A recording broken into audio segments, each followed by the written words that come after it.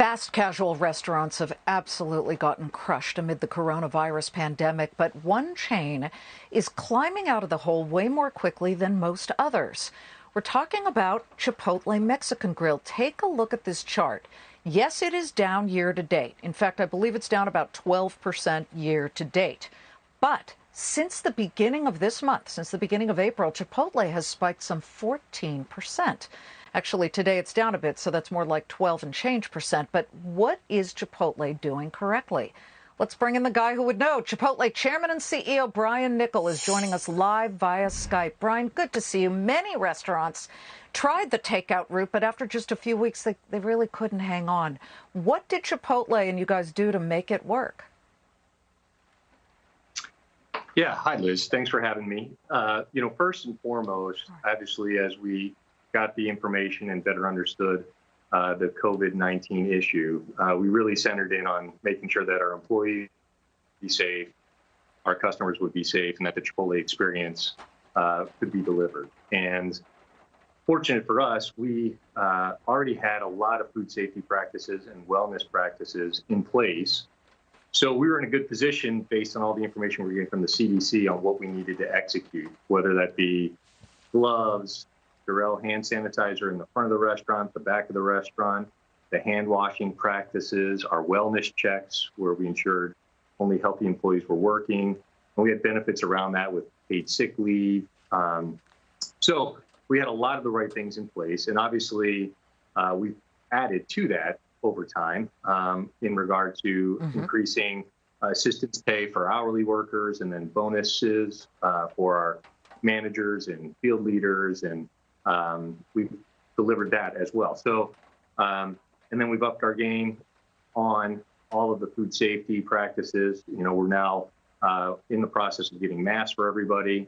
So that'll be another level of health and well-being that people can feel confident while they work. The other thing that we did is, fortunately, over the last 2 years, we've been investing dramatically in our digital business.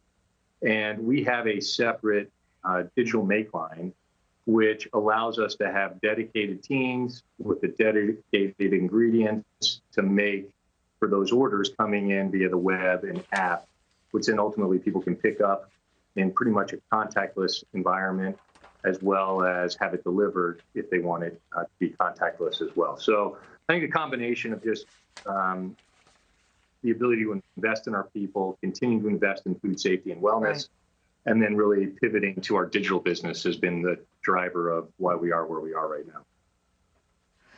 You know, Brian, we're all huge fans at the Claim and Countdown. We're always doing takeout, CMG. We love Chipotle. But, one of the things that I was really thinking about with this company, particularly during this time, is that it's a very handsy assembly line, so to speak.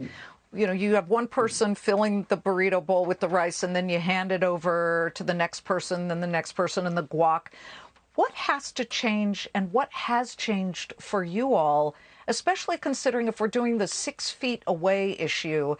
What do you think after that we're through this nightmare will permanently change about how Chipotle does their burrito bowls and all of their business? Yeah, look, fortunately for us, beyond just the distancing, we've already put in practice the way we prep our food so that it's minimal amounts of people touching the food. We've also got the practice of, hand washing between tasks, and also wearing gloves during every task at hand. So when you encounter people in the restaurant, their hands are washed, they've got their gloves on, and, fortunately, we'll practice the distancing so that we can be a part of the solution and do our part in not spreading the coronavirus.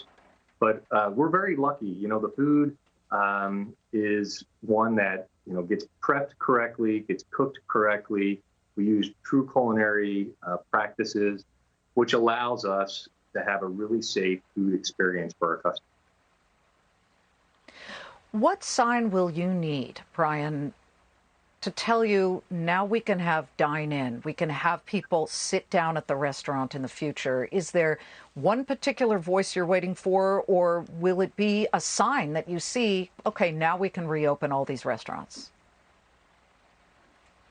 Yeah, obviously, we're going to follow the direction of the CDC and the authorities on this.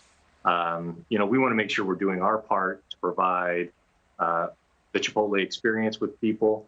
But, we're going to let the experts lead us down the path of when it makes sense to open our dining rooms and the best way to open those dining rooms up. Fortunately for us, a lot of our food is prepared in such a way where, the burritos are packaged in the foil. So, once you make your burrito, it's got that foil protection, whether you want to eat it in the restaurant or on the go.